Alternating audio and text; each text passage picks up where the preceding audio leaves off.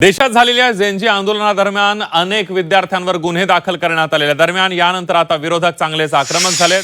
सरकारनं गुन्हे मागे घेण्याचं आश्वासन दिलं होतं, मात्र तरीही अनेक विद्यार्थी अनेक ठिकाणी विद्यार्थ्यांवरील गुन्हे मागे घेण्यात आलेले नाहीयेत आणि त्यामुळे हे गुन्हे मागे घेण्याची मागणी आदित्य ठाकरे आणि रोहित पवार यांनी केली आहे। गुन्हे मागे न घेतल्यास आंदोलनाचा इशारा सुद्धा देण्यात आलेला आहे।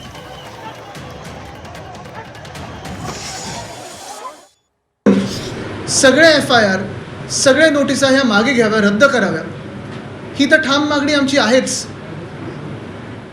पण ह्याच्याही पलीकडे जाऊन सांगतो की जर ह्या मागे घेतल्या नाहीत तर आंदोलन करायचं की काय करायचं ही एक गोष्ट झालीच, पण दुसरी गोष्ट म्हणजे आमचा हा ईमेल ID shivasena.ubtlegal@gmail.com ह्याच्यावर आपल्या नोटिसेस पाठवा, आपापले जे काही FIR झालेत त्या पाठवा।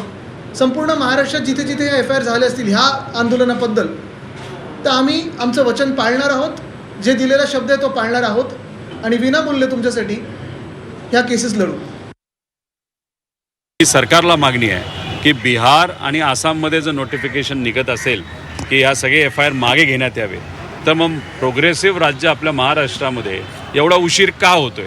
त्यामुळे पुढच्या 5 ते 6 दिवसामध्ये आपल्या राज्य सरकारने सुद्धा हे नोटिफिकेशन काढावं अशी आमच्या सगळ्यांची मागणी आहे।